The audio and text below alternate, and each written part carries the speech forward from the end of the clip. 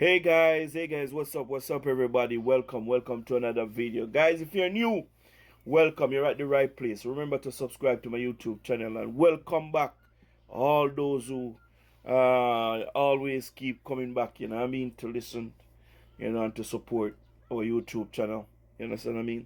Guys, the Prime Minister have said a lot. 5 hours, a marathon budget presentation. And I'm going to tell you the truth. Sometime in the budget presentation, I started to feel bored. You understand what I mean? But that is the nature of me. You understand what I mean? Sometimes me have to wonder because I'm a person. Me not have that much of a patience. You understand what I mean? Me not have so much of a patience. But I listened to it, and I listened to it from start to finish. And let me tell you something. In the first half of the Prime Minister budget presentation, he was hitting it. I'm telling you. You understand what I mean? And I'm very proud. I'm very proud of my Prime Minister.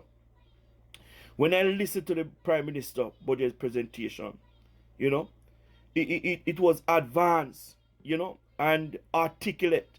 You know what I mean? It was aspired, amplified, altered, achievable. You understand what I mean? Yes, man, it was very encouraging. It was that budget station that I listened yesterday from the Prime Minister, it was believable. You understand what I mean? It convincing, and it ignite us. You understand? And the Prime Minister yesterday come across as a good steward. You understand what I mean? He showed us that if we allow him with the country, we can go to our bed, have a good night rest. You understand what I mean? Yeah, man, that's what he represent yesterday. And I cannot see Jamaica for now going forward without the most honorable Dr. Andrew Michael Holness. He's a man with a vision for the country. And I stated in other videos already that the most honorable Dr. Andrew Michael Holness is a visionary. You understand what I mean? And as a leader, you have to have vision for your people. Yeah? As a prime minister or president, you have to have vision for your people and for the country that you preside over. If not, you don't know where you're going. And the most honorable Dr. Andrew Michael Holness have shown that yesterday, that indeed, under his leadership, Jamaica going to prosper and grow. You understand what I mean? Believe you me, I'm very proud. I'm very proud to be a Jamaican.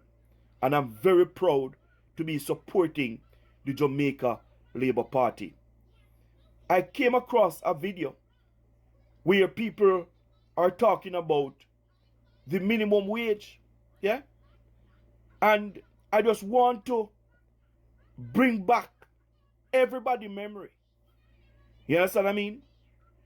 Remember when this government took office in 2016, minimum wage was 6,500. Yeah? 6,500. What is minimum wage today? 15,000. And the Prime Minister promised to put another 1,000 on it. Leave it at 16,000. We must recognize that the Prime Minister cannot go ahead, as some suggested, to put our minimum wage at $25,000. I can't understand how people think some of the time, believe you me. We are some weird people in this country, called Jamaica. If the government should go ahead and do as it please, Jamaica would collapse.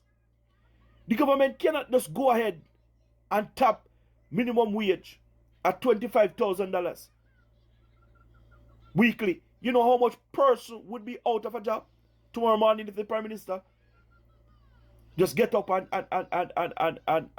talk about he's going to put minimum wage at $25,000. You know how much person going to lose their job? People, come on, man. Be fair. Be fair. For the 9 years, the Prime Minister and his government have increased minimum wage to over 150%. Nobody ever done this in the history of their leadership in this country. No Prime Minister have ever done this in the history of Jamaica. You understand what I mean? None of them. A lot of things, a lot of goodies.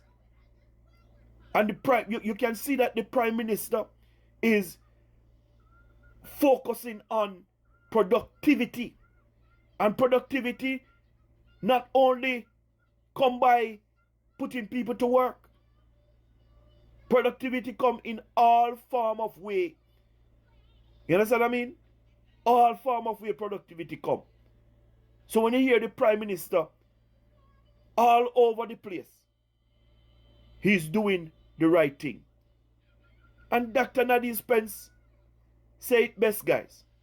And I want you to have a listen to Dr. Nadine Spence. God bless you, guys. Remember to subscribe to my YouTube channel.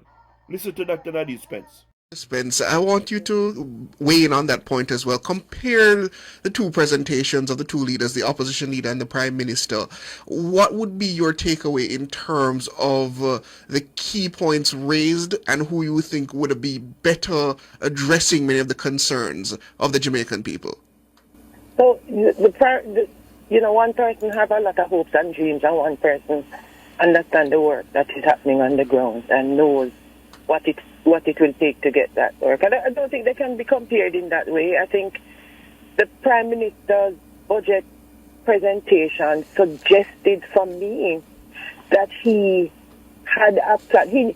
He addressed issues of productivity, not just as productivity, but productivity in terms of dealing with roads, dealing with building out communities, ensuring that people have comfortable housing. Because a lot of time we talk about productivity, we think it's just work, it's just dealing with the conditions of work, but it has to do with how do we navigate traffic, where do people live, how do people feel about their children getting to school, how do they pick up their children from school, and he addressed that. So this issue about productivity in Jamaica was there, So when you hear other people talk about productivity and they talk about it as if it's limited to what happens in the workplace, it tells you they don't have a good enough understanding.